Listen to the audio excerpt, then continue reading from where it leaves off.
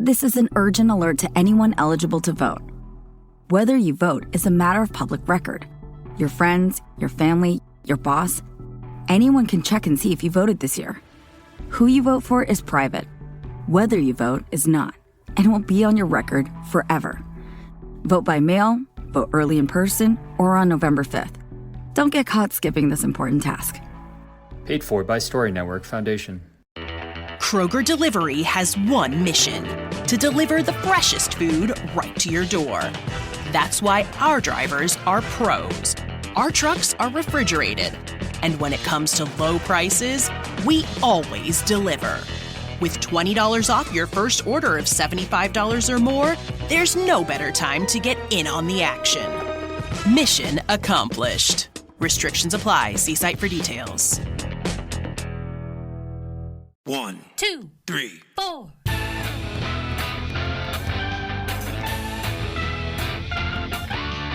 Monster movie. Fun time, go! Monster movie. Fun time, go. Monster Movie. Fun time. Go! Monster movie. Fun time, go. With Precious D and Honeybee. Fun time, go! Ladies and gentlemen, boys and girls, friends and neighbors, welcome to Monster Movie Fun Time Go. 31 Days of the Dead. Day 29. I'm your host, Precious D, and here with me again today is my brother, Gabriel, the Texarkana folk rock punk. Howdy, y'all. How you doing out there? Today, we're following up on our last episode, Scooby-Doo on Zombie Island, with Scooby-Doo Returned to Zombie Island, made 21 years after. They took their time one. on it, that's for sure. Yeah. When I was first looking up this movie to see where I could stream it, I found a YouTube video titled Return to Zombie Island Ruined My Childhood. And I realized, oh, there's some people that, for them, Zombie Island is their Scooby-Doo. Oh, yeah, absolutely.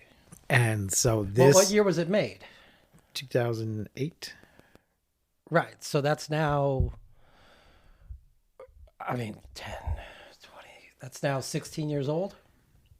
Yeah. No, well, it was 21 years later when this one came out. Right, I'm saying Return to Zombie... Oh, yeah. So when the first one came out, that was 36 years ago. Yeah. So somebody was just a little kid when that came out, and that was. I would have been 10 when it came out, and also it was direct to video, right? So there's some people that they just play that video over and over and over. Oh, absolutely. And then 21 in the VHS days for sure. Yeah. And then 21 years later, this thing comes out, right? And shit's all over it. Yeah. Which I did not get. Okay, let's do our stats before we get any further. As I said, it's from 2019. It's 80 minutes. Of course, it's in color and in English. And the voice cast is Frank Welker as Scooby-Doo and Fred Jones.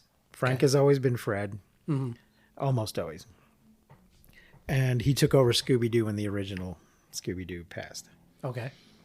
Gray Griffin, who is sometimes known as Gray DeLeeze. Gray DeLeezel. She's Daphne. She's been doing Daphne for a while now. Does a bunch of other stuff. Matthew Lillard is Shaggy Rogers. I was glad to see that. Yeah. Now, was this after the Scooby-Doo movie? Yeah, he didn't... After the He landed that first, right? Yes. After the live-action movie, they asked him if he wanted to do some of the animated ones, and he was like, yes. He's probably living comfortably just off the movies alone if he got a good enough deal. Yeah. Kate McCucci is Velma Dinkley. Okay. She's half of Garfunkel and Oates. Oh, yeah. Wait, she the blonde or the... No, she's the one that looks like Daphne. Right. I mean, Velma. She's the one that looks like Velma, the shorter, dark-haired one. She does some pretty... I've seen on just, scrolling through social media, reels of her doing, found art. Mm-hmm. So apparently there's an alley close to where she lives in New York. Yeah. There'll be like a refrigerator. Mm-hmm. So she just goes out there and paints. Yeah. She does these squiggly kind of Keith Haring type. Yeah, she does pieces. Paint. And she'll paint them and leave, but she ended up doing this restaurant and was really excited about it. and like went back and painted even more, came back with a ladder. Yeah, a little while back she did I have this whole wall and I'm going to fill this up. I'm going to do like a painting a day and fill this whole wall up. Oh, okay. With stuff. I mean, they were small paintings. Right. And they were Yeah, quick. she's fun. I like her a lot. I did not realize that was her. Yeah. So there was a period where, oh, damn it, what's her name? One of the girls from Facts of Life Okay. was doing the voice of Velma Would that have been... with Matthew Lillard. Okay. I can't remember her name. She was Natalie on Facts of Yes. Life. That's what I was picturing. Yeah, her name escapes me. I don't see Joe doing a Yeah. Velma type voice. She's done a lot of Velma work. Okay. But with Matthew Lillard, but not in this movie. So I'm not sure if this is before or after or during her stint. Anyway, we have Janelle Cox as Cat Person and Sister Withers, David Herman as Jack and the Sheriff, John Michael Higgins as Alan Smithy. You know, Okay. John Michael Higgins. He's in all those mockumentary movies, all those Chris Guest movies. Who's he? I'm not recalling the name, but I love the Christopher Guest films. He's the head of the New Main Street Singers in A Mighty Wind.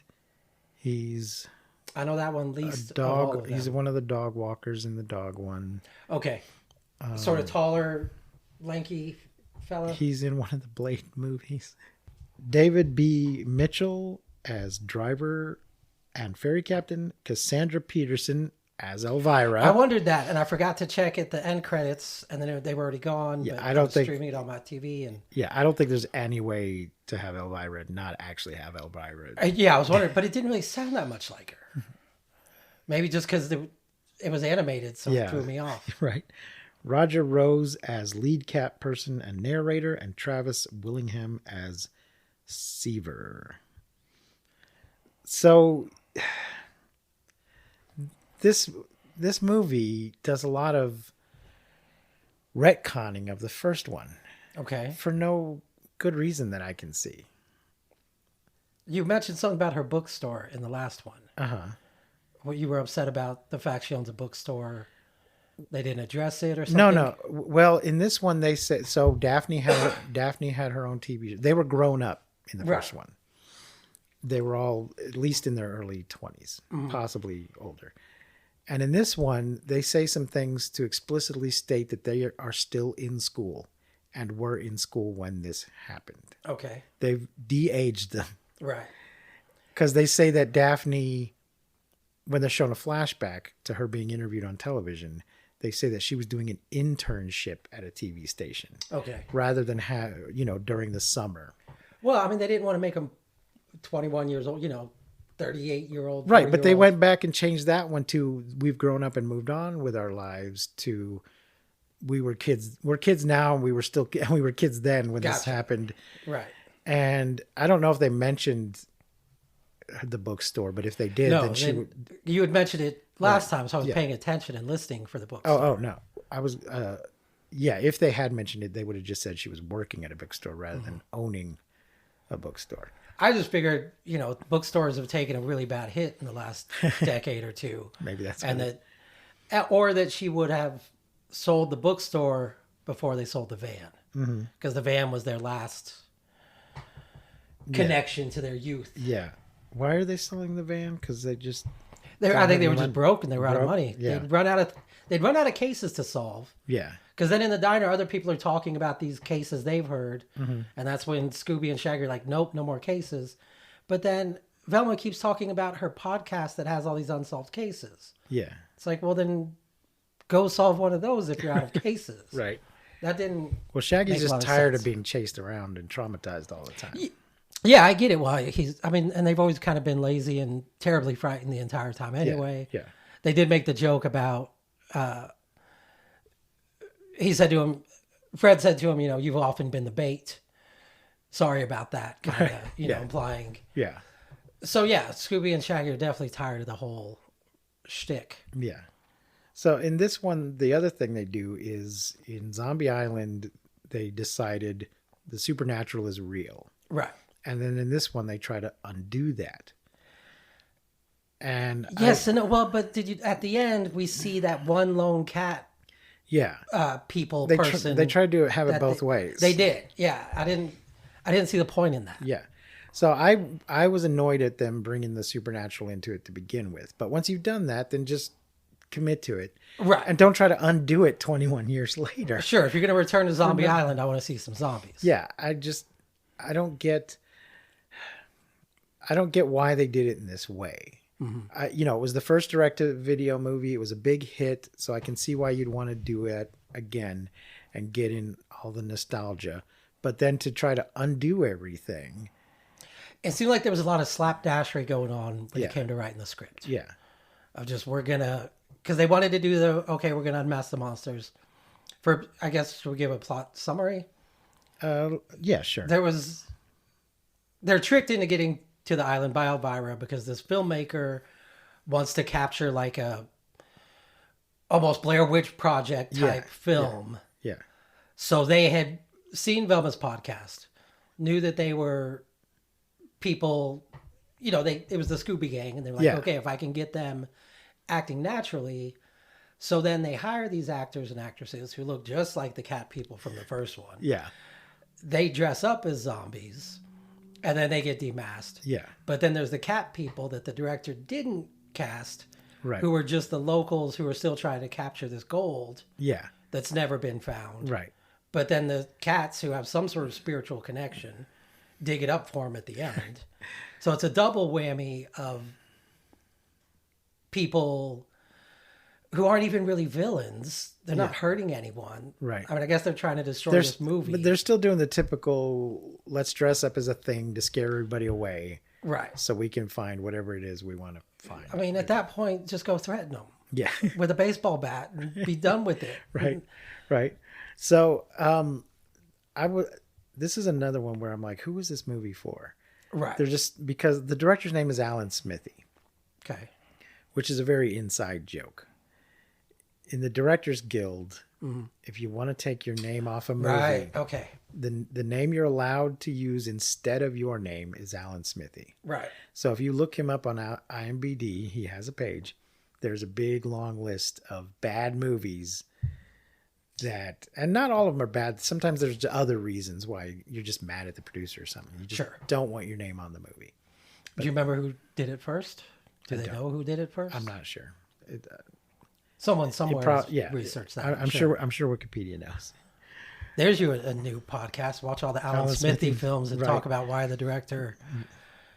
I did find it interesting that Velma had a blog, which now just seems like a totally out of date. Yeah. Format, would definitely be a podcast if it was on today. Who you vote for is private. But everyone will know if you voted or not. It's a matter of public record.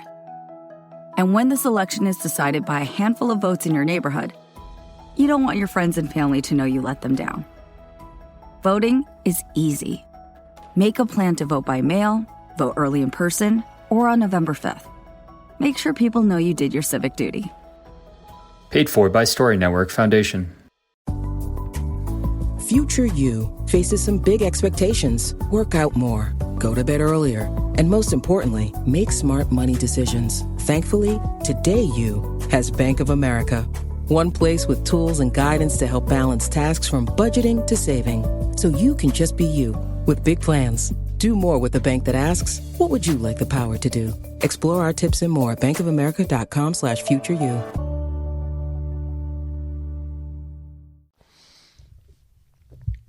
1968 is when Alan Smithy was coined. Okay. Until it was formally discontinued in 2000. I didn't realize it had been discontinued. I did not either.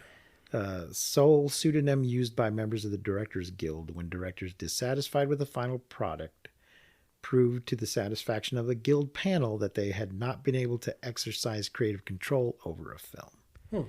So it's not just I made a bad movie. Right. It has to be there was interference from the studio. Or right. producer. They told me I'd have creative control, and they came in and re-edited it, and now I want nothing to do with it. The director is also required by guild rules not to discuss the circumstances leading to the movie or even acknowledge being the project's director. I wonder if just because of all the, it used to be 30 years ago, you could make a film pretty much in private and release it and people didn't know about it. That's just impossible today with social media and, cameras on every corner. There's no way you could make not a big name film completely in private without it costing just an insane amount of money to do it, I would think. So the first time it was used, it was created for the film Death of a Gunslinger. The lead actor was unhappy with the director and arranged to have him replaced. Wow. Robert Totten was the first director. Don Siegel was the second. Siegel later estimated that he'd spent 9 to 10 days filming, while Totten had spent 25 days. Anyway, I'm not going to read this. You folks, you can look it up on Wikipedia yourselves if you want more information. But anyway, putting the director named Alan Smithee in a kid's movie. Right. And then they underline it. Shaggy or somebody makes a comment about it. Mm-hmm. And, who's that for? Right. Even a lot of the adults sitting there watching it with their kid aren't going to know. So it's a very inside joke. One joke that I thought was really funny was when they're looking at for the film, rather, I wasn't rolling on the floor or anything, but when they had the tires have been scratched with claws, and then they're hearing the music, and everyone's like, "Oh, can anyone else hear that?" And he goes, "Oh, that's my cell phone," which was still fairly new technology at the time. Yeah. I thought that was a funny joke. That was a funny bit. So they, in the end, though, they do end up being able to use the footage. Well, once the kids are on to the fact that they're being tricked into being a movie, they agree to just be in the movie. Right, because they're supposed to be on vacation, and hey, this sounds fun, and let's do the movie. Yeah. No talking about what's my percentage, what's my pay, nothing. They're just going to do this movie for free. Yeah. I was amazed. Clearly, they've been having financial trouble. Yeah. These cats find the gold. The director runs off with it all tucked into his shirt. Yeah, he just claims and they don't it even all. go, wait, hold on. Yeah. At least give us half of We that. help and find cut it. something. Yeah. They're just like, okay, run off with all that. That's why they're in financial trouble. Right, because Do they they never collect? stand up for Do themselves. they collect any of the rewards for all Right. of these things that they've done? So did you say, or is this someone else, that maybe they're secretly drug smugglers and that's why they're No. always traveling the country? No, I speculated they were following the Grateful Dead. Right, that they were dead. Originally. By this point, no. But Right. originally, the implications of somebody smoking pot and just the teenagers always on the road. Right. There's later versions where they have a home base, Okay. particularly Mystery Incorporated. Right. They have a town of Crystal Cove. And in some versions, Coolsville is their hometown. Mm-hmm. So, I don't know. So I fell asleep watching it the first time. I watched Scooby-Doo and then I started trying to watch it too late and I just dozed off. And so I guess it was in my subconscious. Because as the movie was starting, before they talked about there being this movie inside of a movie, I was like, wouldn't it be cool? I want to see, this is a side note, but I think it'd be interesting, a Matthew Lillard project where he's playing himself, a very meta. Yeah. He's playing himself being in a Scooby film as Shaggy, but then you add that sort of scream element of there is a real crime. And he's got to round up the rest of the cast to try to solve it before there's some sort of murder that happens. Right. So this is a very meta Matthew Lillard film of incorporating, he's playing Shaggy, but then there's also the Scream element, and Scream exists in the world because it is. I've never seen it, but one of the Nightmare on Elm Street movies is like that. Really? I've never seen a single one. They're making a movie. They're making a Nightmare on Elm Street movie. And they actually but somehow Freddy is actually comes to life and is getting into the actor's dreams. Right. And then there's another more recent, I think it's a little indie one, and it's either about Nightmare or Friday the 13th, where some people are playing themselves and somebody's trying to kill the actors or whatever. I love those kind of films when, being John Malkovich being at the top of that. Yeah. But the Jean-Claude Van Damme one was great. Yeah. And I think if by any chance Matthew Lillard listens to this podcast, you never know if somehow he will, you should make that happen, my friend. Yeah. Run with it. That would be great. So, but at the end, Elvira tells us about the movie. That the movie Zombie Teenagers on the Island of Doom is Right. what Well, they that's end in up their calling. post-credit Yeah. thing. We get a bunch of clips and outtakes Right. from the movie. Right. Which, I mean, yeah, it wasn't as good as the first one. No. The first one I actually somewhat enjoyed. This Mm-hmm. one I was like, okay, well, I'm going to finish watching this because that's what we're doing. But Yeah. it just, yeah, I didn't like you said, if you're going to go all the way and have the supernatural exist, why are we doing this whole thing of it not existing? Right. That just seemed kind of pointless. And then to even tease us at the end, well, maybe it is because there's still this lone cat person Yeah. running around that's unaccounted for. And there's also a weird part where Velma's kind of having a bit of a breakdown and trying to justify something. Right. And saying, yeah, there was an explanation all along. Yes, that's it. And it seems like one of the things is maybe not true. And Fred and Daphne are just like, let's just let her have this. Right. Well, I don't remember. I mean, I never watched a whole lot of Scooby-Doo, but her being the voice of reason and its science, was that always part of her shtick? I don't know if she says, science a lot, but Right. yes, she's usually, well, she definitely comes off as the smart one and does a lot of the explaining, but so does Fred. And I think Daphne does too. It's mainly Scooby and Shaggy are always terrified. Right. And no matter how many times they pull the mask off of somebody, they are still certain the supernatural exists. Scooby and Shaggy. Scooby and Shaggy. Right. Whereas Fred, Daphne, and Velma tend to be a little more calm and level-headed. They all do their fair share running around. Yeah, of course. But Velma in the original, she'd always lose her glasses. Right, I remember that. Just now. couldn't see shit without her glasses. In later incarnations, they did try to give the three of them more distinct personalities. Mm-hmm. So Velma did become the smarter one. Daphne did tend to get in trouble a lot, Right. get captured, or Damsel in distress. sometimes presented as that. But then, like in the live action one, she's like kung fu expert, Right. So I think they were trying to get away from that. Oh no, I'm the pretty one and I'm in trouble. Yeah, sure. And also you cast Sarah Michelle Gellar, who's already spent several seasons being Buffy. Right. People kind of expect her to kick some ass. Yeah. So, and then they really, in other versions, focused on Fred being obsessed with traps, that the traps are always Fred's idea. Mm-hmm. And he's all about the traps. That was a funny bit when the zombies are coming towards the house and Shaggy says, oh, they're going to be here any second. Okay, any minute. Mm-hmm. Okay, we got about 30 minutes. And then they decide to set up this elaborate trap. Yeah. That was funny. Yeah. There were a few, decent jokes in there. Right. But So I mentioned earlier, Fred Welker almost always playing Fred. Frank Welker almost always playing Fred. I just looked it up real quick.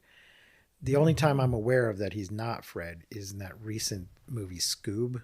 okay, I mean recent, but hasn't that been a decade or so? No, Scoob is just from a couple years ago, from 2020, from 4 years ago. 4 years ago.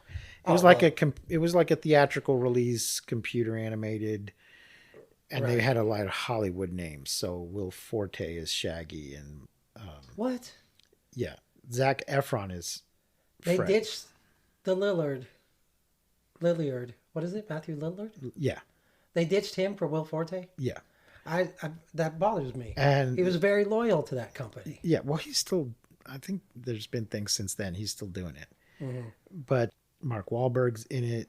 But it's not like he's not a name on his own. Gina Rodriguez? Who's Gina Rodriguez? She was Velma.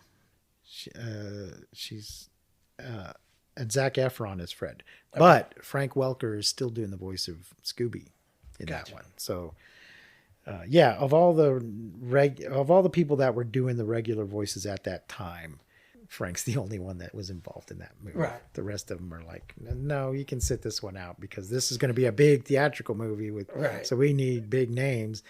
It's their voices. Nobody cares. The kids that go to see that movie don't give a shit if it's Zac Efron. Right. Sure.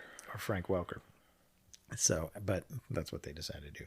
So, anyway, there was a few cool things like the the monster truck version of the Mystery Machine. Yeah, that was fun.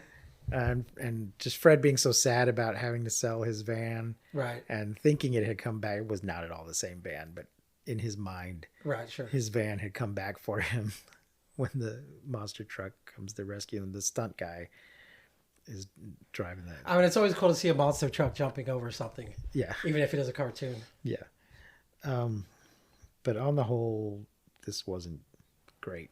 I did like seeing Elvira. Oh, I know what I want to say. Throughout this whole franchise, the kids seem to have a really varying degree of fame, depending on what version you're watching. So you were talking about the podcast and the blog and the people in the diner and stuff. It seems like this version of the kids are just maybe mildly known. The guy wanted to make a movie about them. Right. But also sounded like he was trying to make a film on the cheap and trick people into being in it. Yeah. I thought these adults aren't going to know any better. Rather than some big Hollywood producer saying, hey, you kids are famous, I want to make a movie about it. Because in the live action movie, they seem pretty famous. Yes, absolutely. There's like people taking... Yeah. Shaggy has his own fan club. And the weird thing, in the old Scooby-Doo movie Mysteries, which the opening was part of a reference to that, because Pamela Anderson is playing herself. Okay. In those ones, they were always meeting celebrities. Right. And the celebrity... Harlem Globetrotters. Yeah. And Phyllis Diller, Don Knotts, Batman and Robin. And anytime they met the celebrities, they'd be like, Jonathan Winters. And they'd go, oh, hi, kids. They would never say, hello, I'm Jonathan Winters. Who are you? Right. They just like always, were. They always acted like they already knew who these kids were. Right. So that one kind of implies that they're famous, or at least know a lot of famous people. Mm-hmm. But in other ones, maybe they're known around town, but not outside of town. I didn't get... The sheriff seems to be like the sheriff of the whole state. So like, well, he told us to stay out of trouble, and, we can't go here, we can't go there, and then he shows up on this island somewhere. Yeah. Like, how big is this county that this sheriff right? Because it seemed like a big... It was like, well, I heard something about these kids being in trouble. Well, yeah, but you're still way out of your jurisdiction. It was a big deal that they'd won this trip, and if it was just a trip to the island, 3 miles away, right? Nobody would. It wouldn't be a big deal. And also, they wouldn't be fooled at all, because they've changed the signs and stuff from Moonscar Island to whatever it was. Well, it seemed like they were fooled in the beginning, but they had promised they weren't gonna investigate anything, and so that was why they just let it slide. Yeah. But there's a lot of it that doesn't. Moonstar. They changed it to Moonstar Island Resort from Moonscar because it had been Moonscar before. And they're like, no, this is a totally different island. Look, it says with zombies. And... Yeah. Because they're all like, this place seems familiar. No, this is a different island. We've never been here. Right. How did they get there? How did they not know? I guess they got on a plane. Well, so the ferry captain looked exactly like the pirate. Mm-hmm. But then that didn't really go. Like, it seemed they were setting up little things that then never really went anywhere. Yeah. So basically, this movie not only retcons the first one, but turns them into a bunch of idiots who can't recognize this place. Well, no, but they were recognizing it. They just promised Scooby and Shaggy they weren't going to investigate. Okay, so they refused to look into it at all. Right, because they were like, oh, well, that seems familiar. Oh, but we're not investigating anything. Yeah. I don't know. Which I guess was, they wrote that in to have an excuse for them, again, slapdashery with the script writing. Yeah. So, Gabe, how many brains are you going to give Scooby-Doo Return to Zombie Island? I mean, it's written for kids. I'm sure a lot of kids might have seen this one that didn't see the first. I mean, because they did a way more of a flashback than we needed. Yeah. To the original Zombie Island. I mean, I guess I got to give it a 2.5, a 3. I think they did. I'd like to give it a 1, but I hate being that negative. I think at some point it came out in a double feature with the original on DVD. Oh yeah, probably. Probably not originally, but I'm. You can probably bundle it now for sure. Yeah.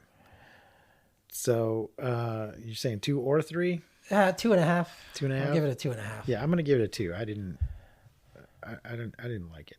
There's some moments I liked, but And of course, cartoon Elvira was fun.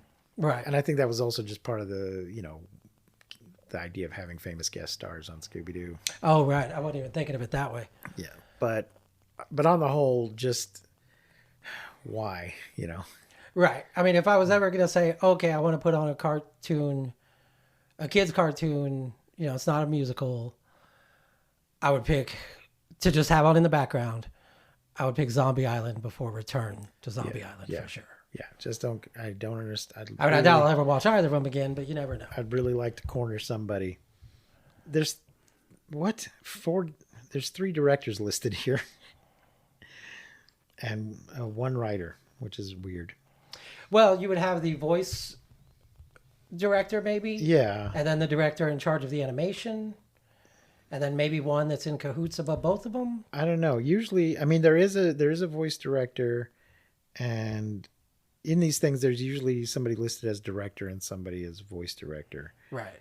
But I don't think they're usually listed as directed by multiple people. So who knows? Maybe that's why they threw in the director joke. Yeah. Alan Smithy. Yeah, Alan Smithy. Maybe some of those other people had walked. I just would like to corner one of these people involved and say, what were you thinking? Right. Why? Yeah, I'm going to give it a 2. Okay. So there you go, folks. Scooby-Doo, Return to Zombie Island. It's currently on Hulu from under Cartoon Network. But I don't think it's streaming anywhere else. So you can buy it or rent it if you really want to. Right. Maybe you can get it from your local library. That's what I did. And then the DVD was scratched. Oh, no. I had to run it backwards. It was very annoying. So there you go, folks. That's going to do it for us for today. If you enjoyed the show, please like and subscribe and all of that stuff. You can support us on patreon.com/MMFTG. Until next time, I have been Precious D. With me has been Gabriel.